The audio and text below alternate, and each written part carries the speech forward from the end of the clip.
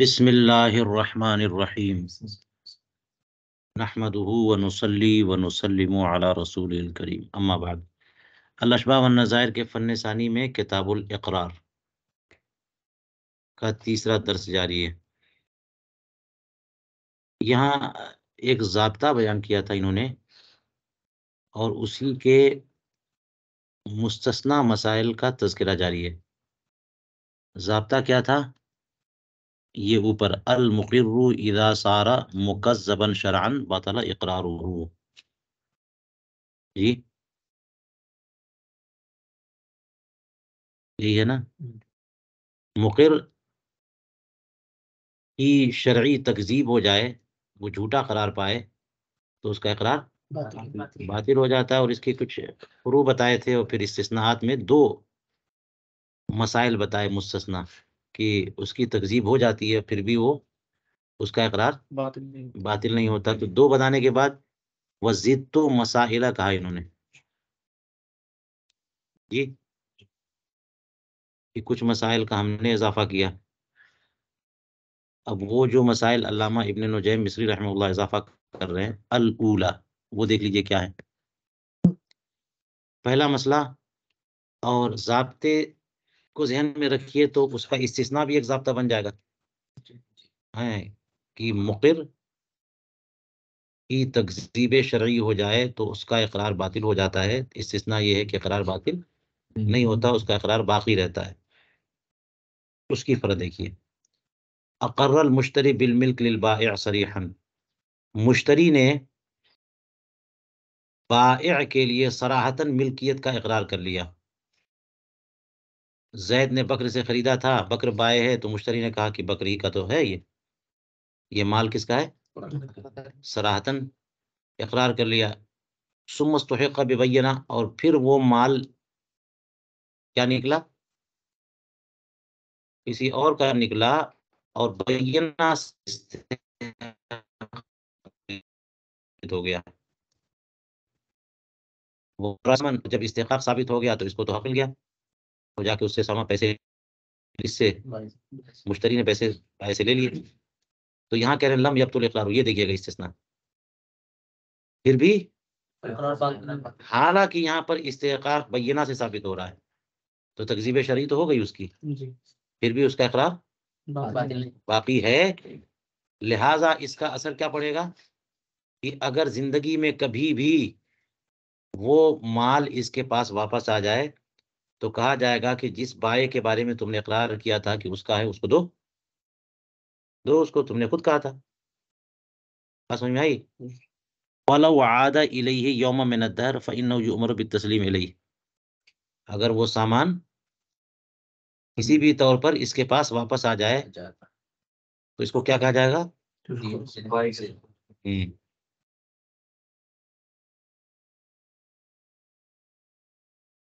یہ بات ہو گئی نا۔ الثانیہ،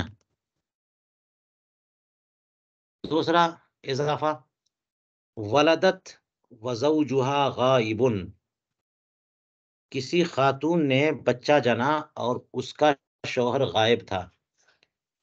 وفاطمہ، اور بچے کو دودھ چھڑا دیا گیا مدت رضاعت کے بعد،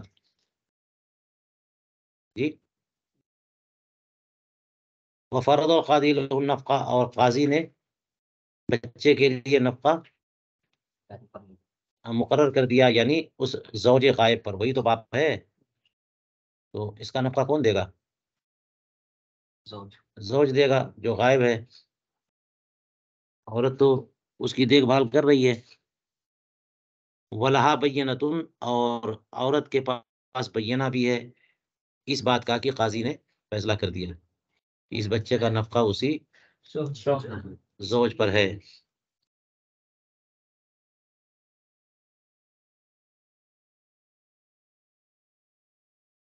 ثم حضر الاب ونفاہ، اب وہ باپ جس کو اوپر شوہر کہا، بیٹے کے نفقے کی بات ہے یا بیٹے کا معاملہ ہے، تو اس کی طرف اضافت کرتے وہ کیا بنا؟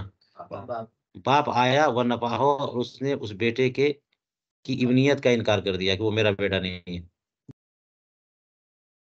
لاعنا تو لعان ہوگا، لعان کرے گا وہ، اور لعان کر لے گا تو قطع نسب، نسب منقطع ہو جائے گا، تو وہ تو ہوتا ہی ہے، لعان کا نتیجہ یہی ہوتا ہے، پھر دوبارہ جو ہے وہ عود نہیں کر سکتے وہ.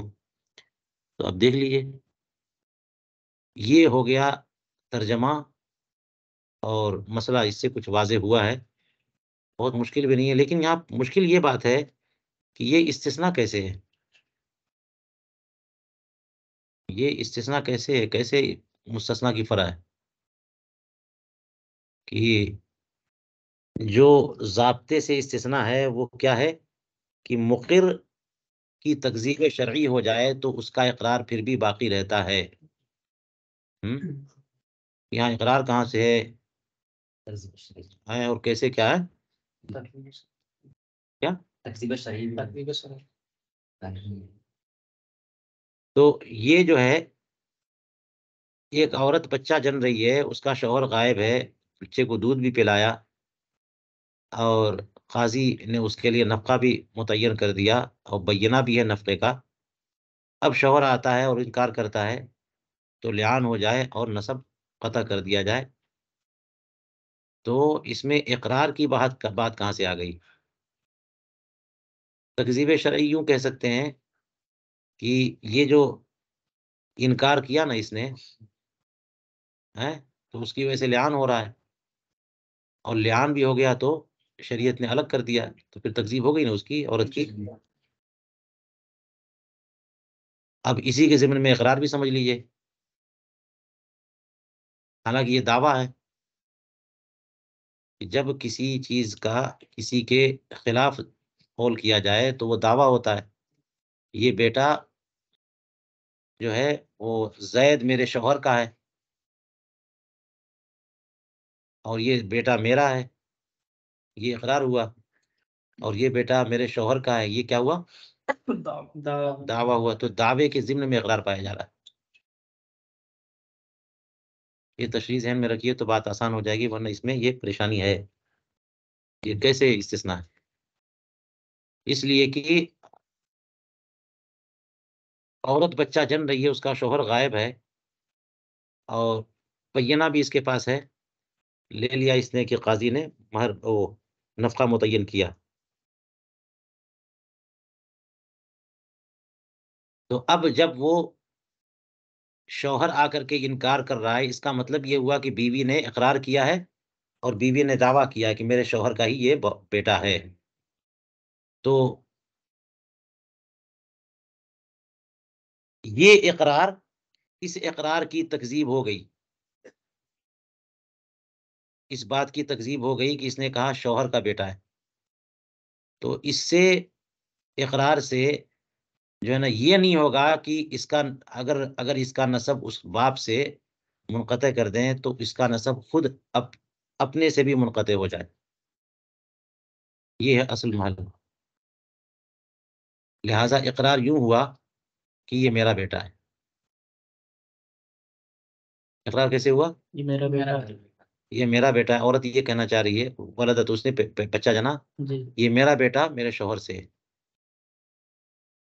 تو وہ اس کی تکذیب ہو گئی، شوہر نے آگے منع کر دیا، لعان بھی ہو گیا، تو نسب منقطع کر دیا گیا.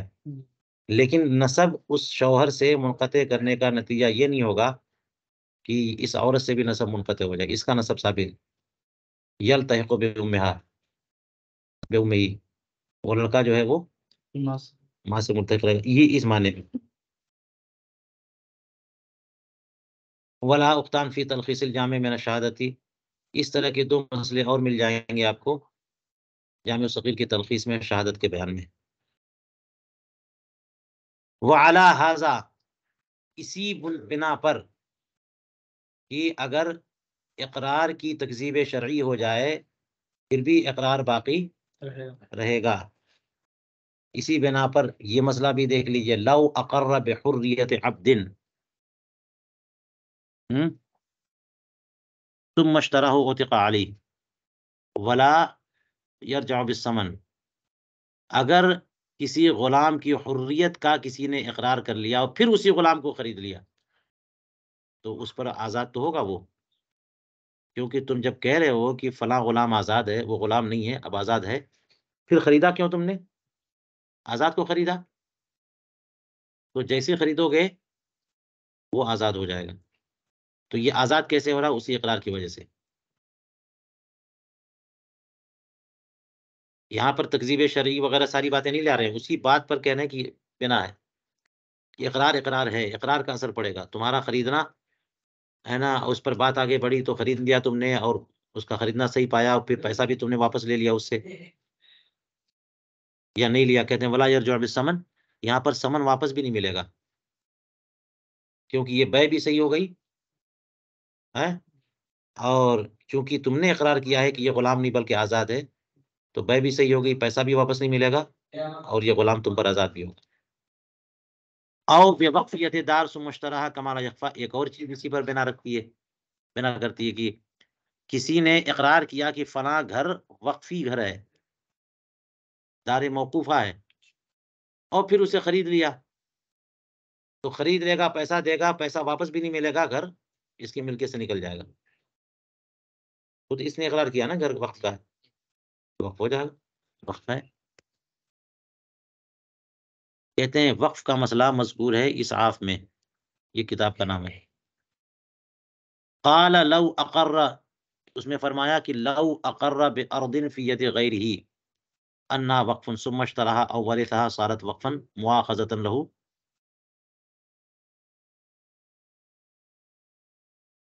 مؤاخذۃ له بزعمہ. کہتے ہیں کہ کسی نے دوسرے کے قبضے میں کوئی زمین تھی، اس کے تعلق سے اقرار کیا کہ یہ وقفی زمین ہے. زید نے بکر کے کنٹرول میں جو زمین تھی اس کے بارے میں اقرار کیا، کہا کہ یہ وقف کی زمین ہے، ارض موقوفہ، اور پھر ٹائم آیا تو اسی کو بکر سے خرید لیا اس نے،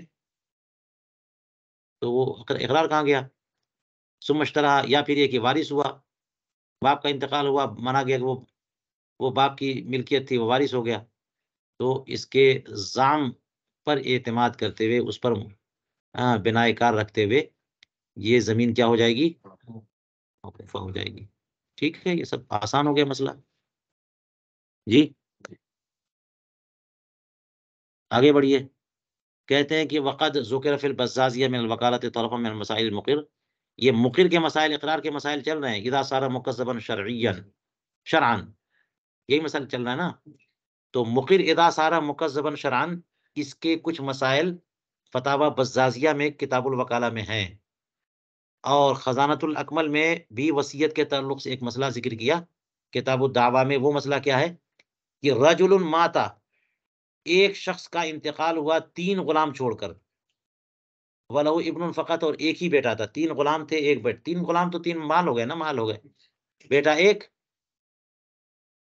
فدعا رجل، تو کسی تیسرے بندے نے دعویٰ کیا کہ ان المیت اوصى له بعبد، یہ 3 غلام جو ہے، میت نے ایک غلام یقال له سالم، سالم نامی غلام کی وصیت میرے لیے کی ہے. اچھا 3 ہے تو 1/3 کی وصیت تو ہو جائے گی نا. تو 3 غلام چھوڑے، ایک ہی بیٹا ہے، اگر وصیت نہیں کرتا تو تینوں غلام کس کو جاتے؟ بیٹے کو. اور وہ تیسرا بندہ دعویٰ کر رہا ہے کہ میت نے میرے لیے ایک غلام کا میرے لیے وصیت کی ہے، سالم نامی غلام. فانکر الابن، تو بیٹے نے سالم کے تعلق سے وصیت کا انکار کیا، اور ایک دوسرے غلام کے تعلق سے اقرار کیا. وَأَقَرَّ أَنَّهُ أَوْصَى لَهُ بِعَبْدٍ يُقَالُ لَهُ بُزَيْغ، بزیغ یا بزیغ جو بھی نام ہو، کہ وہ جو دوسرا والا ہے نا، اس کے بارے میں وصیت کی ہے میرے والد صاحب نے کہ وہ تمہارا. اب کسی نہ کسی چیز میں فرق ہوگا کہ وہ پہلوان بڑا ہے، یہ بزدل ہے، یا کچھ اس طرح کی بات ہوگی. اس کے اندر کمالات زیادہ ہیں، اس کے اندر کم کمالات ہیں. ورنہ آدمی یوں ہی نہیں نپٹا لے گا کہ چلو نا چھوڑو یہ وہ کوئی بات نہیں، یہ دے دو وہ لے لو. تو اس لیے اس نے کہا کہ سالم غلام کے بارے میں وصیت کی. اس نے کہا نہیں، بزیغ نامی غلام کے بارے میں وصیت کی. تو مدعی جس نے وصیت کا دعویٰ کیا تھا، فبرہن المدعی، کیا ہے؟ خدا بسالم یا قضی بسالم، کہ مدعی نے اپنے دعوے پر بینہ قائم کر دیا. کہ سالم ہی کے بارے میں وصیت کی تھی، تو پھر اس کے بینہ کو قبول کرتے ہوئے قاضی فیصلہ کرے گا نا جی، بس سالم کے بارے میں فیصلہ ہو گیا کہ ٹھیک ہے سالم ہی عبد موسیٰ ہے۔ ولا یبطل اقرار الوارث، اب دیکھیے کہ جب بینہ قائم کر دیا اور فیصلہ بھی ہو گیا تو تکذیب شرعی تو ہو گئی، جو بیٹا بول رہا تھا کہ نہیں اس کا نہیں، یہ بزیغ کے بارے میں کہا ہے، تو سالم تو گیا، لیکن کہتے ہیں ولا یبطل اقرار الوارث، وارث کا اقرار بزیغ کے بارے میں جو ہے یہ باطل نہیں ہوگا۔ تو اس کا نتیجہ کیا ہے؟ مطلب کہ اقرار اس نے کیا تھا، اس کا حاصل کیا ہوگا؟ فَلَوِ اشْتَرَاهُ الْوَارِثُ بِبُزَيْغٍ صَحَّا وَغَرَمَ قِيمَتَهُ لِلْمُوصَى لَهُ وَغَرِمَ قِيمَتَهُ لِلْمُوصَى لَهُ، کہتے ہیں کہ وارث اگر بزیغ کے عوض میں سالم کو خرید لے، اشتراہو، وہ ضمیر کا مرجع سالم با کمال تھا تو اس نے کہا چلو ٹھیک ہے تم ہی لے گئے، چلو لاؤ بیچ دو، بزیغ کے بدلے میں اس کو ہم بیچ دو، بزیغ کو لے لو، تو وہ بھی راضی ہو گیا کہ ٹھیک ہے چلو کر لیتے ہیں۔ تو اگر وارث نے سالم کو خرید لیا بزیغ کے بدلے میں تو یہ بے کیسی ہو گئی؟ صحیح ہو گئی،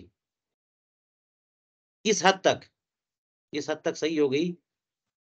وہ غریمہ، اور یہ بزیغ کی قیمت کا غریم ہوگا، مدیون ہوگا للموصی لہ، اسی تیسرے بندے رجل موصی لہ کے لیے۔ کیا مطلب اس کا؟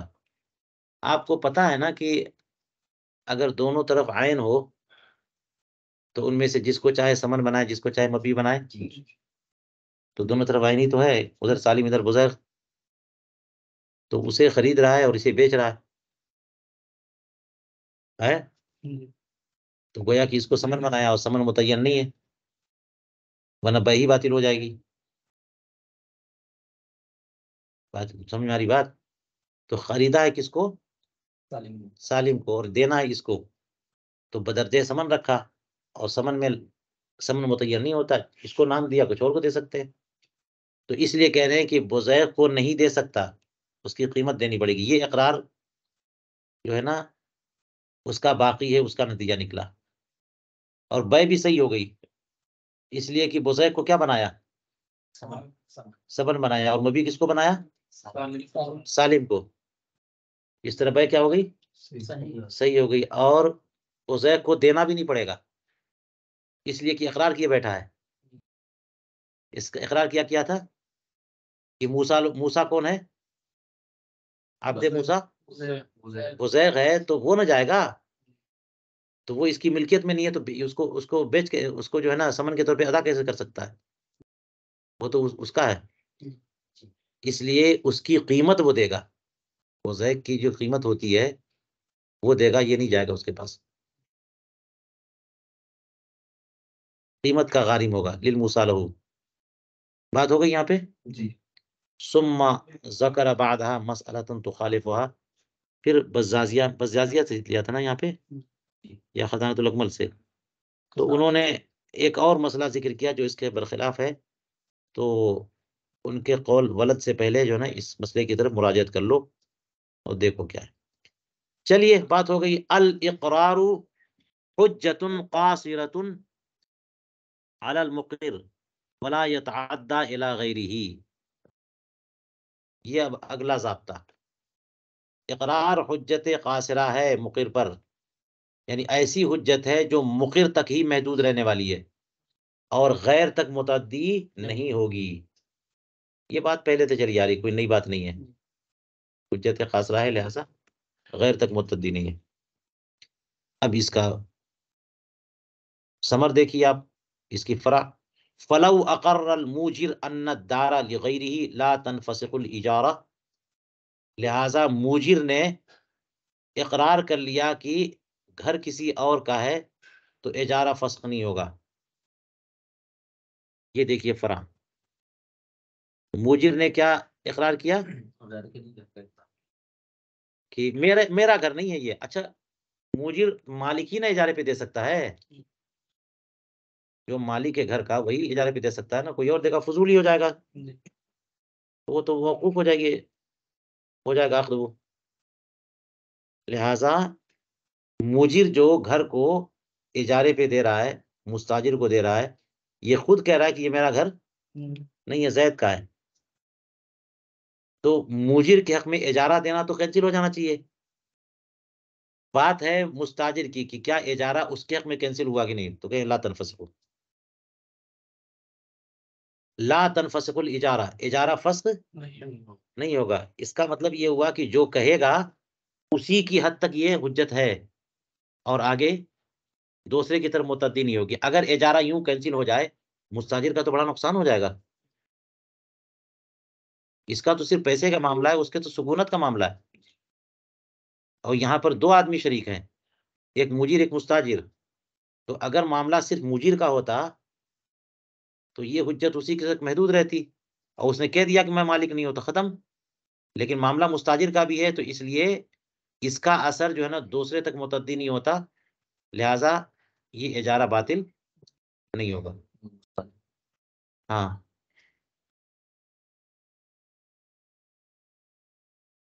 اب یہ ہوگا کہ پھر اس کا نتیجہ کیا نکلا کہ جو کرایہ نکلا وہ پھر لے آ کے دے اس کو، اس کے بارے میں اس نے اقرار کیا کہ یہ گھر میرا نہیں، فلاں کا ہے، لیکن اجارہ باطل نہیں ہوگا، لا تنفسخ الاجارہ الا فی مسائل، مگر چند مسائل میں، چند مسائل، یہ استثناء جو کیا ہے وہ اسی ضابطے سے کیا ہے نا کہ اقرار حجت قاصرہ ہے، لہذا غیر تک متعدی نہیں ہوگا۔ اب دیکھیے اس کا مطلب غیر تک متعدی ہوگا، استثناء ہے، تو اقرار اگرچہ حجت قاصرہ ہے لیکن متعدی ہوگا۔ دیکھیے لو اقرت الزوجۃ بدین فللدائن حبسها، تو زوجہ نے دین کا اقرار کر لیا کہ میرے اوپر قرض ہے، زوجہ نے کہ میرے اوپر قرض ہے، تو جو دائن ہے وہ اسے قید کر سکتا ہے نا، اگر اسے اندازہ ہو جائے کہ اس کے پاس پیسے ہیں پھر بھی یہ ٹال مٹول کر رہی ہے اور پیسے نہیں دے رہی ہے، معسرہ نہیں ہے بلکہ موسرہ ہے، تو قید کرانے کا حق ہے، تو دائن اس کے اقرار کی وجہ سے اس کو قید کرا سکتا ہے۔ وَلَوْ تَضَرَّرَ وَإِن تَضَرَّرَ الزَّوْجُ، اگرچہ شوہر کو نقصان ہوگا۔ اب بتائیے ہے اس کی بیوی اور اس نے قید کرا دیا، شوہر کو تو حق ہے نا کہ اس کو اپنے پاس رکھے، اس کے ساتھ رات گزارے، جی، تو جب زوجہ نے کسی اور کے حق میں دین کا اقرار کیا تو دائن کو حق ہے کہ زوجہ کو کیا کرا دے، قید کرا دے، تو شوہر سے جدا ہو گئی، تو قید کرانے میں شوہر کا نقصان ہے کہ نہیں ہے؟ تو دیکھیے یہاں پر کہتے ہیں کہ غیر تک متعدی ہے کہ نہیں اقرار، غیر تک، یعنی اس کو حق مل رہا ہے اقرار کی وجہ سے کہ عورت کو قید کرا دے، لیکن اس قید کرانے سے شوہر جو ہے نا زوجہ پر قابو رکھنے سے محروم ہو رہا ہے، کیونکہ زوج کو اپنی زوجہ کو اپنے پاس رکھنے سے کوئی نہیں روک سکتا، کوئی نہیں روک سکتا، لیکن اس دائن نے روک دیا کہ نہیں۔ ایک اور مسئلہ دیکھیے، کہتے ہیں وَلَوْ أَقَرَّ الْمُوجِرُ بِدَيْنٍ لَا وَفَاءَ لَهُ إِلَّا مِنْ ثَمَنِ الْعَيْنِ فَلَهُ بَيْعُهَا لِقَضَائِهِ، جی، کہتے ہیں کہ موجر نے دین کا اقرار کیا،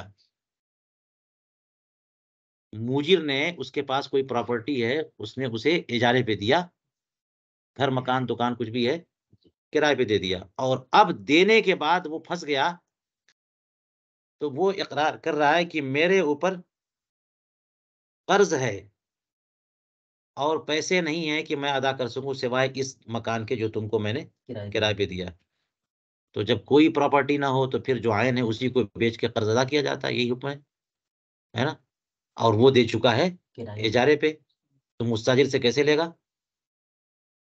مستاجر کا نقصان ہوگا، کہنا یہ پڑے گا نا مستاجر تم خالی کرو، مجھے بیچ کر کے اپنا قرض ادا کرنا ہے، تو یہ موجر اقرار کر رہا ہے کہ میرے اوپر دین ہے، اور اس کے پاس ایک دکان ہے جو اس نے مستاجر کو کرائے پہ دے رکھی ہے، اور یہ اقرار کر رہا ہے کہ میرے اوپر دین ہے، اور ایسا دین ہے کہ میں اسے ادا نہیں کر سکتا جب تک کہ وہ دکان بیچ نہ لوں، تو لازم ہے کہ وہ دکان بیچ کر کے، تو اقرار کا اثر تو یہ ہو گیا کہ لازم ہے وہ دکان بیچے، لیکن جب دکان بیچے گا تو مستاجر کا کیا پر اثر پڑے گا کہ نہیں پڑے گا؟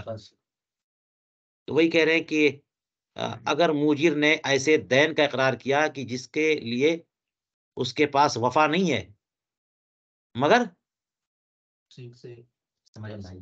اسی عین کی کے ثمن سے، یعنی اسے بیچے گا تو پیسے سے ادا کرے گا، فلہو بیعھا، تو وہ اس کو اگرچہ اجارے پہ دیا جا چکا، وہ دکان دی جا چکی، وہ مکان دیا جا چکا، پھر بھی اسے بیچنے کا حق ہے، لقضائہ، قرض ادا کرنے کے لیے، وَإِن تَضَرَّرَ الْمُسْتَاجِرُ، اگرچہ ضرر پہنچے کس کو؟ تو دیکھو دوسرے تک متعدی ہو رہا ہے کہ نہیں اقرار؟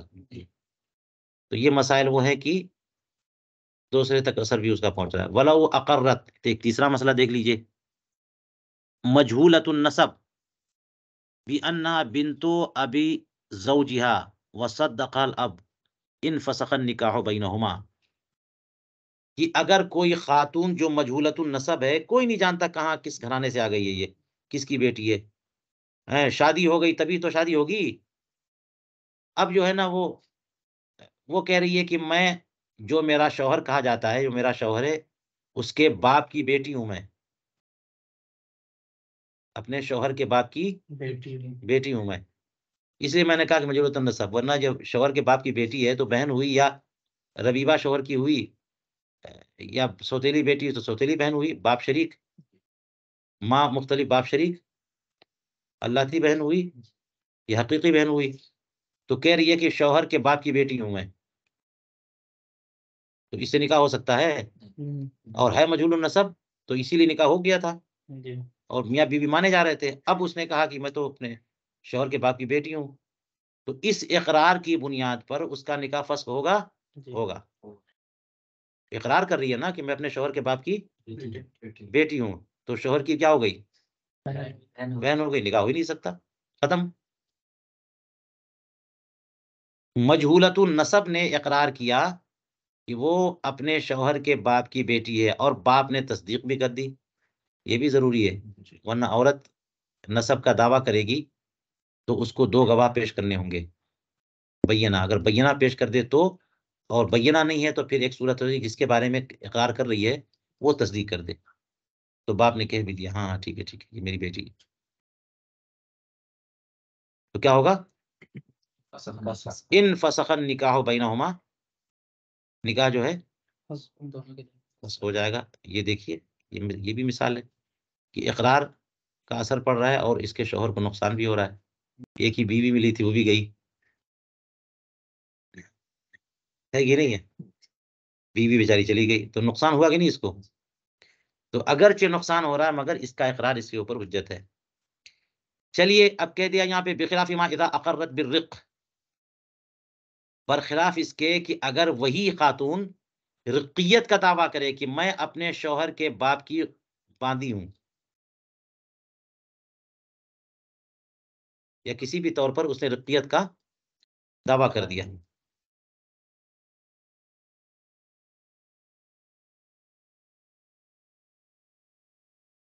اب ہم نے بہت غور کیا کہ بخلاف کیسے ہوگا اور یہ کیسے اس کے خلاف ہے،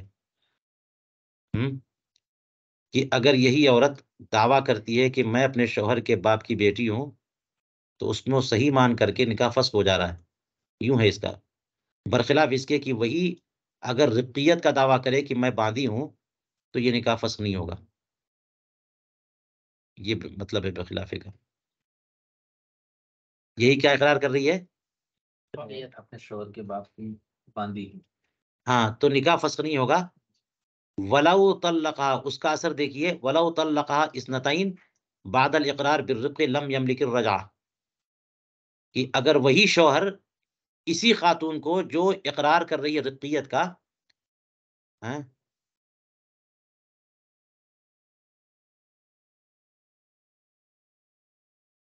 اگر اسے 2 طلاق دے دے اقرار کے بعد، رقیت کے اقرار کے بعد، تو رجعت کا مالک نہیں رہ جائے گا، یعنی اقرار باقی بھی ہے، اور اقرار کا اثر یہ بھی نہیں پڑ رہا ہے کہ نکاح ختم ہو جائے۔ اقرار باقی کس طرح ہے کہ اگر اس نے اقرار کے بعد 2 طلاق دیا تو باندی جو ہے 2 طلاق سے مغلظہ ہو جاتی ہے نا، جی پھر رجعت کی کوئی صورت نہیں ہے، تو لم یملک الرجع، وہی شوہر رجعت نہیں کر سکتا۔ چلیے اور آگے دیکھیے، کہتے ہیں وَإِذَا ادَّعَا وَلَدُ أَمَتِهِ الْمَبِيعَ وَلَهُ أَخٌ ثَبَتَ نَسَبُهُ وَتَعَدَّى إِلَى حِرْمَانِ الْأَخِ مِنَ الْمِيرَاثِ۔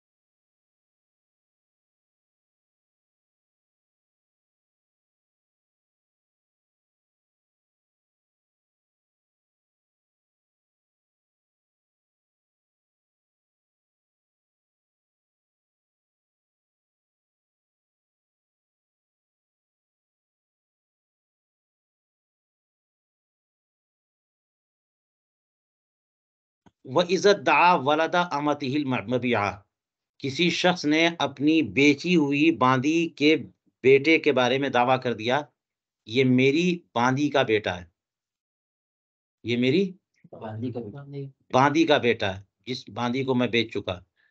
تو جب باندی کا بیٹا ہوگا تو ام الولد ہے، وہ اس کو بیچ نہیں سکتے، یہ تو مسئلہ ہو گیا۔ لیکن دعویٰ کر رہا ہے کہ وہ اسی کا بیٹا ہے، تو اس کا مطلب میرا بیٹا ہوا، تو یہ اقرار یہ دعویٰ ثابت ہو جائے گا۔ وَلَهُ أَخٌ، اور اس کا ایک بھائی بھی ہو، ثبت نسبہ، تو اس بیٹے کا نسب جو ہے اسی سے، جو مدعی رجل ہے اس سے ثابت ہوگا۔ وَتَعَدَّى إِلَى حِرْمَانِ الْأَخِ، اور یہ جو ثبوت نسب ہو رہا ہے بیٹے کا، یہ متعدی ہوگا کہ وہ بھائی میراث سے محروم ہو جائے۔ یعنی زید نے دعویٰ کیا، زید کا پہلے سے ایک بھائی ہے، زید کا بھائی ہے، اور اس نے دعویٰ کیا کہ میری باندی تھی جس کو میں بیچ چکا، یہ لڑکا اسی کا بیٹا ہے، اسی سے میرا بیٹا ہے۔ تو اس کی وجہ سے اس میں تو باندی سے صرف دعویٰ ہی کافی ہوتا ہے نا، نسب میں بینہ پیش کرنے کی ضرورت نہیں ہے۔ نسب میں اپنی باندی سے بچے کے ثابت النسب ہونے میں صرف قول ہی کافی ہے، وہ دوسرے نسب کا معاملہ ہوتا ہے جس میں بینہ ضروری ہے، اور نکاح میں اگر ہے منکوحہ سے ہے تو قول کی بھی ضرورت نہیں ہے، صرف نکاح ہی کافی ہے ابنیت ثابت ہونے کے لیے۔ اور اگر باندی سے بیٹا ہوا تو آقا کا دعویٰ کافی ہے کہ وہ کہہ دے کہ میری باندی سے یہ میرا بیٹا ہے، ٹھیک ہے؟ تو اس نے کہہ دیا کہ میری مبیعہ باندی کا یہ بیٹا ہے، یہ مبیعہ باندی سے یہ بیٹا ہے، تو ابنیت ثابت ہو جائے گی نا، ہے؟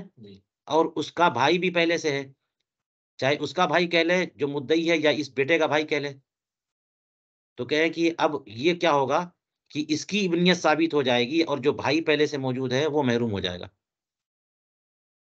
کیوں؟ اس لیے کہ بیٹے کی موجودگی میں بھائی محروم ہوتا ہے، حالانکہ بھائی جو ہے وہ بنتا ہے کہ نہیں اسبا، بھائی بنتا ہے کہ نہیں اسبا، لیکن بیٹا بھی موجود ہے تو بھائی کیا ہوگا؟ بھائی اسبا نہیں بنے گا، محروم ہوگا۔ تو اسی لیے کہتے ہیں کہ اس کی ابنیت ثابت ہو گئی تو بھائی کی کے وارث ہونے کو، وارث ہونے کو اس کی وراثت سے محروم کر دے گا بھائی کو۔ بیٹا جو ہے نا بھائی کو، وَتَعَدَّى إِلَى حِرْمَانِ الْأَخِ مِنَ الْمِيرَاثِ لِكَوْنِ لِلْإِبْنِ، کیونکہ سارا ترکہ کس کا ہے؟ وَكَذَا الْمُكَاتَبُ إِذَا ادَّعَى نَسَبَ وَلَدِ حُرَّةٍ فِي حَيَاةِ أَخِيهِ صَحَّتْ، یوں ہی مکاتب اگر حرہ کے بیٹے کے نسب کا دعویٰ کرے، فی حیات اخیہ، اسی کے بھائی کی زندگی میں، تو مکاتب جب اس کو مکاتب بنا لیا تو وہ تو آزاد کی طرح ہو گیا، اس نے دعویٰ کیا کہ حرہ سے میں نے نکاح کیا اور اس کا بیٹا جو ہے وہ میرا بیٹا ہے، فی حیات اخی، اسی کے بھائی کی زندگی میں صحت، تو یہ دعویٰ صحیح ہوگا. وہ میراث لولدہ دون اخی ہے، تو اس کا ترکہ کس کے لیے ہوگا؟ جس کے بارے میں کہا اس نے اقرار کیا یا دعویٰ کیا، اور بھائی کو محروم کر دے گا. تو یہ سب صورتیں وہی ہو رہی ہیں کہ یہ متعدی ہے، اقرار تک محدود، مقر تک محدود نہیں ہے، بلکہ دوسرے تک اس کا اثر متعدی ہے. کیونکہ اگر یہ بیٹا نہیں ہوتا تو بھائی اسبا ہو کر کے وارث ہوتا، لیکن جب ابنیت ثابت ہو گئی تو یہ وارث ہوگا، وہ محروم ہوگا. کما فی الجامع. اور مسئلہ دیکھیے، باع المبیع ثم اقر ان المبیع کان علی التلجئہ وصدق المشتری فلہ الرد علی بائعہ بالعیب، کہ اس نے مبیع کو بیچ دیا اور پھر اقرار کیا کہ یہ بیع تلجئہ تھی، اکراہ والی. ہاں یہ بیع نہیں تھی، بس یوں ہی دکھانے کے لیے بیع ہو گئی تھی، یا بیع تلجئہ جس میں رضامندی نہیں ہے تو صحیح نہیں ہوگی وہ. اور مشتری نے بھی اس کی تصدیق کر دی کہ بیع تلجئہ تھی. مبیع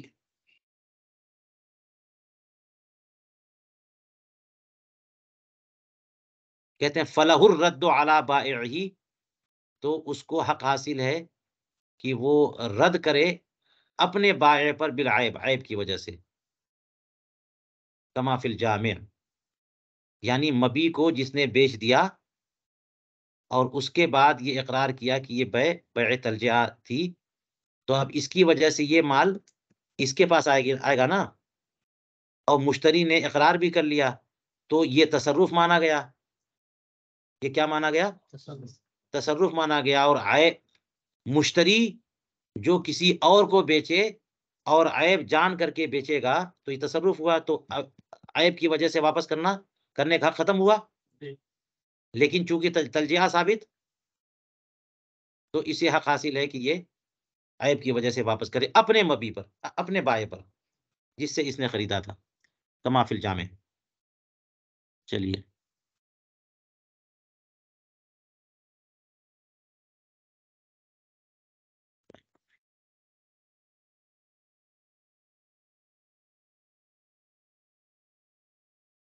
چلیے یہیں پر روکتے ہیں.